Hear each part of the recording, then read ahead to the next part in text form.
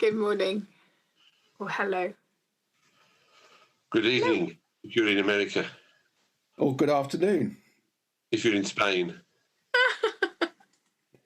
We could have done it in different languages. Guten Morgen. Bonjour. I can't think of a single another language. or in black country. Buenos dias, though. Or in black country dialect, what you cock, all right? It's gone there already. Yeah. Oh, dear. Or up in the potteries, how are you, my duck? Now, I miss my duck. My duck was Nottingham as well when I spent time there. Yes, potteries. Definitely my duck. Well, there we are. Hello, all. Are we all well? Yeah, good to see you all. Good to see you all. And it's very good that the three of us are back together again after absences of the last week.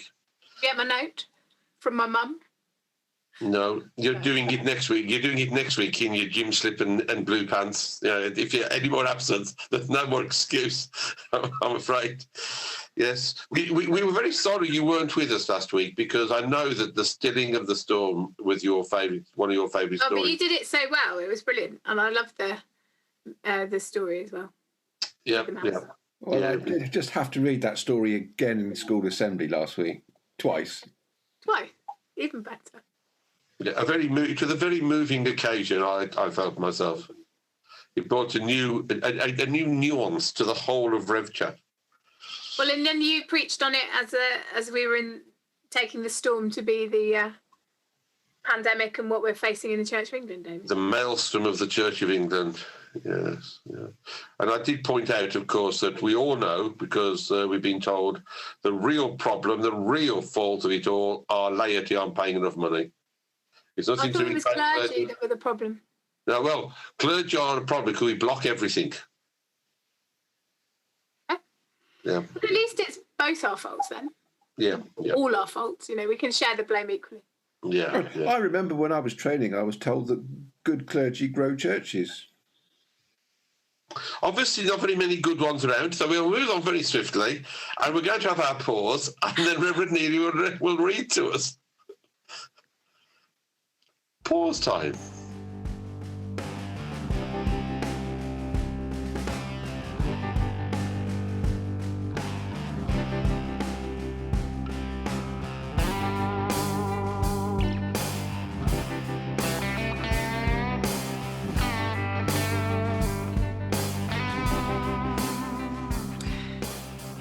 I can't be as clever as when Chris reads, because I know he has it on the screen, but I have to have my Bible, because otherwise it all just gets very complicated with recording. So there we are. Right, okay. Where are we? Mark 5, 21 to the end. A long story. Cut it short then. When Jesus had crossed again in the boat to the other side, a great crowd gathered around him, and he was by the sea. Then one of the leaders of the synagogue, named Jairus, came, and when he saw him, fell at his feet and begged him repeatedly, "My little daughter is at the point of death. Come and lay your hands on her, so that she may be made well and live." So he went with him. And a large crowd followed him and pressed in on him. Now there was a woman who had been suffering from hemorrhages for 12 years. She had endured much under physicians and had spent all that she had, and she was no better, but rather grew worse. She had heard about Jesus and came up behind him in the crowd and touched his cloak. For she said, "If I but touch his clothes, I will be made well." Immediately her hemorrhage stopped, and she felt in her body that she was healed of her disease. Immediately aware that power had gone forth from him, Jesus turned about in the crowd and said, "Who touched my clothes?" And his disciples said to him, "You see the crowd pressing in on you. How can you say, 'Who touched me?'" He looked all around to see who had done it. But the woman, knowing what had happened to her, came in fear and trembling, fell down before him and told him the whole truth. He said to her, "Daughter, your faith has made you well. Go in peace and be healed of your disease." While he was still speaking, some people came from the leader's house to say, "Your daughter is dead. Why trouble the teacher any further?" But overhearing what they said, Jesus said to the leader of the synagogue, "Do not fear, only believe." He allowed no one to follow him except Peter, James, and John, the brother of James. When they came to the house of the leader of the synagogue, he saw a commotion, people weeping and wailing loudly. When he had entered, he said to them, "Why do you make a commotion and weep? The child is not dead, but sleeping." And they laughed at him. Then he put them all outside and took the child's father and mother and those who were with him and went in where the child was. He took her by the hand and said to her, "Talitha cum," which means, "Little girl, get up." And immediately the girl got up and began to walk about. She was 12 years of age. At this they were overcome with amazement. He strictly ordered them that no one should know this and told them to give her something to eat.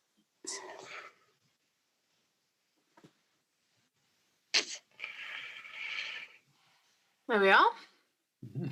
Cracking story. Well read. Especially it's nice to know you're following Jesus' orders. No one should know this. Yeah, I always find that amazingly strange. He just performed this great thing in front of hundreds of people, and then he said no one should know about it. But then says, give her something to eat to prove that she's not a ghost and she's risen and human. Yeah. Not risen, revivified. We've got to get this word in, my favourite word of all time. Revivified. He learnt it from Paula Gooder. I did. At a clergy conference. So there we are. It just goes to show that clergy conferences are worth every penny. Yeah. I actually did learn it from Gordon Mersell first. He first used it at a clergy day when I was a curate years ago, but I forgot about it. So revivified, brought back to life, but still having a death to come. Resurrection being brought back from the dead to eternal life. So. Eternal life, yeah. Well, I didn't know that. That was missing in all my training. Okay, something you've learned. That's because you were busy counting things during lectures. We discussed this a few weeks ago, Chris, didn't we? When you didn't know how many I ams there were in John's Gospel, I seem to remember. 7. Yeah, and then how many bottles of wine were made. I still remember that one. But that's what you'd done. That's what you'd done. You'd worked out how many bottles of wine from the Cana in Galilee story. However, that's I think should be. It is a lovely story, isn't it?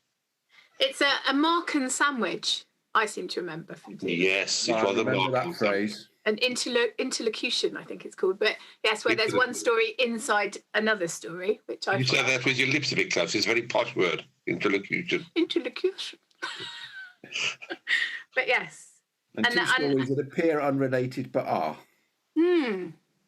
Oh, aren't we learning a lot today? We are. Oh. So I wonder how they relate. I think that's interesting to how they relate to each other. Because I think they're full of opposites to my mind. Full of opposites, I think, is the relation. Yeah. So you've got Jairus, who's named. Yep. It's because he's a spiritual leader, a leader of the guy of status. And then you've got the other woman who's just not named, not important enough to be named. But what they've got in common is they're both desperate for their ailment to be healed. I remember when I was in Lulworth, somebody once said to me about Jairus, what was that man doing having a gyro? We didn't know they had them in those days. For those of us who remember such things going back a few years ago. Doing up for your gyro. Yeah, okay. Yeah. So moving on, both stories are stories of despair turning to hope and hope to despair. Absolutely. I think you just got firmly dismissed there, David. None of your jokes. Get back to the theology. Sorry, say that again, Chris. I was just explaining how gyros work. They go round constantly. So we have this round circular from despair to hope, hope to despair. So they've got this despair and they hope in Jesus. And then the hope of the woman being healed leads to even more despair for Jairus because the lady's dead or the daughter's dead. She's the distraction, isn't she? She's what's keeping Jesus from hot-footing it to his problem. Yeah. Was it hope on her behalf, though, or was it just pure faith she knew and trusted? Or just pure desperation? Oh, yeah. How often do people turn to God when they're in pure desperation? Yeah, and everything else had failed, hadn't it? So we're told that she'd been exploited by people who'd clearly taken her money but wasn't ever going to be able to heal her or, make a difference. And she had no there was nowhere left to turn. But I just think maybe that's something that Jairus and the women have in common. You know, because Jairus is a synagogue leader. So to publicly come to Jesus and ask for his help is a fairly risky move, I would have thought, because at this point in Mark, you know, the Jewish leaders weren't flocking to Jesus, were they? So to publicly stand up in the square and effectively say you're the only hope that we've got is quite a bold move. And I suspect acts of desperation too, maybe. But yeah, for years and years and years, I heard this read in church. I think I've probably said this before, where when Jesus asks who touches my clothes, does it in a really accusatory way. Who touched my clothes? As if, you know, they've done something wrong. But I don't think that that's what it would have been like. I think he wants to know who it is so that he can help them rather than accuse her of doing something outrageous. Didn't you feel the power drain away from him? Does it say that in here? It does, yeah. Which is quite interesting. In this version, does it? No, it doesn't in this version, no. Yes, it does. Verse 30, immediately aware that power had gone forth. Oh, right, sorry, yes, I couldn't see. Jesus turned about in the crowd. Yeah, no, then he does. Which is an interesting concept in itself. Every time Jesus does something in that sense, the power, it's like a bit of a battery's drained, which is why he needs to go off into the countryside or something, perhaps to renew himself. And later, just in the next chapter of Mark, it talks about him going to his hometown, and it says he could do no deed of power there, except that he laid hands on a few sick people and cured them because of their unbelief. So there's something intrinsic about the power that Jesus has and the faith of the people who he's healing.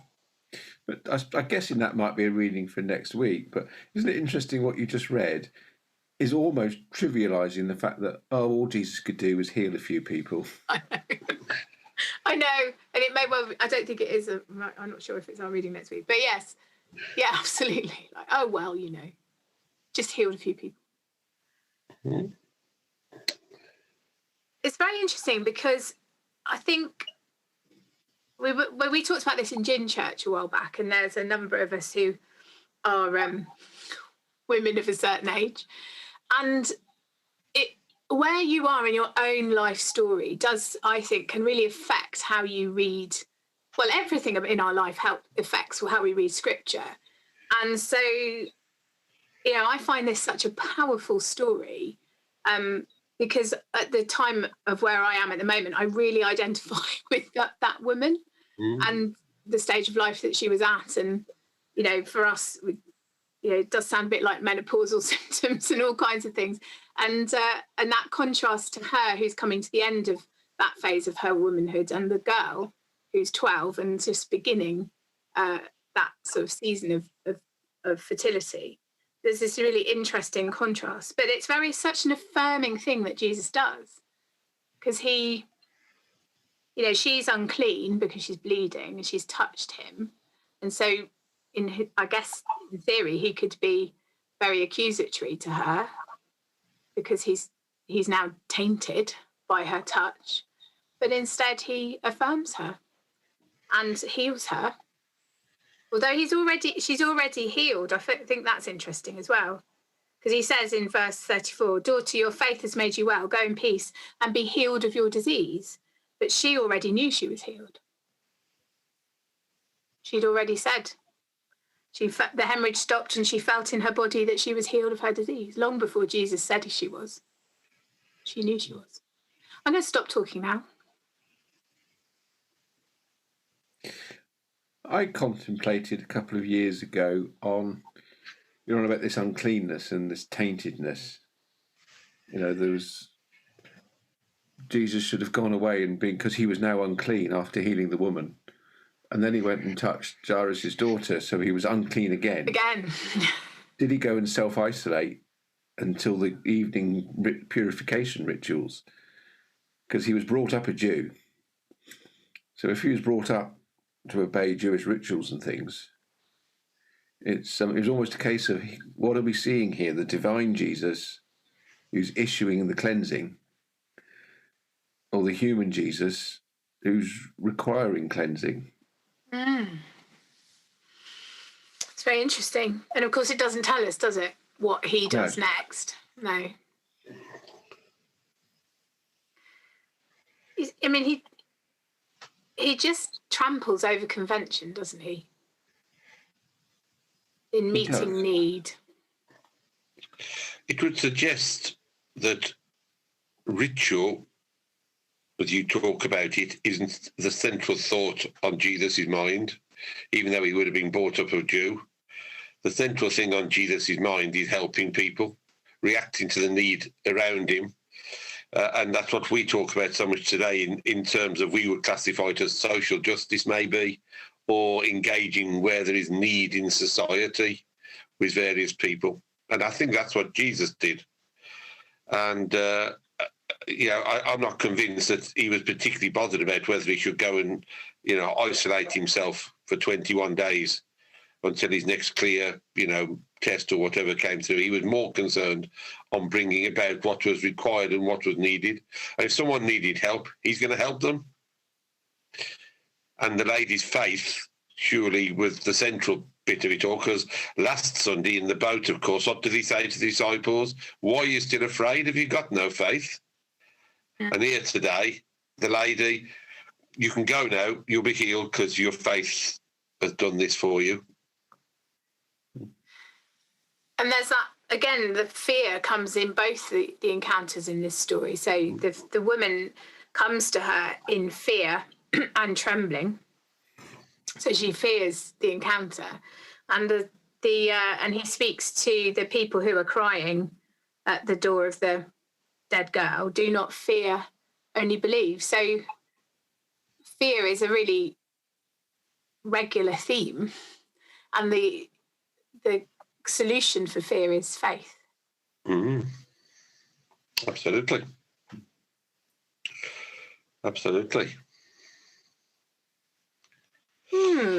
So what does it take you for now then?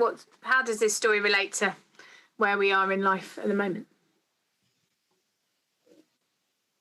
Well, I think in a lot of ways, it's quite a relevant story for this last year we've had with COVID. If we're thinking we've got two different people coming to faith to Jesus in their desperation, after a year of COVID lockdowns, we're almost gearing up and preparing for people to want to come to church, mirroring this response of these two people trying to find meaning to life and to hope in amongst all their despair of losing people and things. Yeah, and I think that comfort of faith is as true now as it was then. Do not fear, believe. The same. There's so much uncertainty at the moment, much to be concerned about or fearful, depending on how you react to it. But that faith would bring comfort and take away our fears is still true now, isn't it?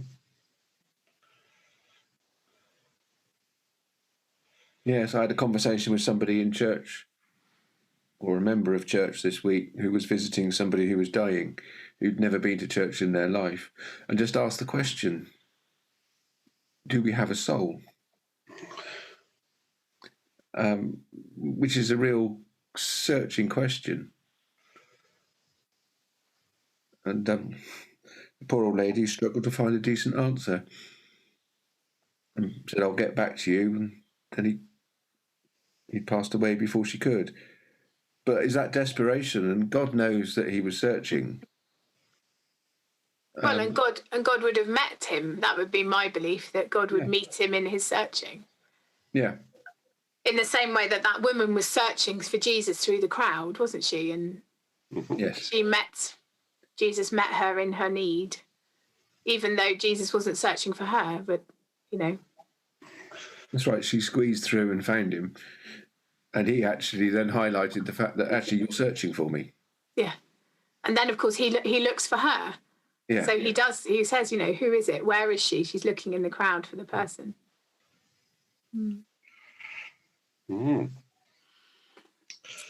Wow. Fascinating stuff, isn't it? It is. Who'd have thought that a sandwich could be so interesting?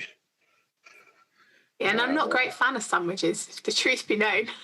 Except Mark and sandwiches, perhaps my favourite. Fine when Mark makes them. I think we should have on offer at any church event a Mark and sandwich available for one and all. It could be the new club sandwich of the church. Water, wine, Mark and sandwich are all good. Done. What more would you need to feed yourself? Which reminds me, because we're doing this on Thursday and it happens to be the 24th of June, in 30 minutes' time, one of us has got to celebrate the birth and nativity of John the Baptist, because it is the dedication festival of Broad Windsor. It is. Ooh. So there we are. We are. Which means, dear viewer, we'd like to thank you yet again for viewing us and joining us. Do let us know, as we keep on saying, anything you'd like to say, or any questions or points you'd like to know about what goes in a Mark and sandwich, or how do we achieve revivification. And you can watch us on, go for it, Chris, the Benefice of Colmers Facebook page, YouTube, and Benefice of Eggardon and Colmers Church's website. I'm not used to going first. Oh, Chris. Not used to going first. It's hard, And of course, I get it wrong every week, and it's still really hard. Well, and of course, you can go on then.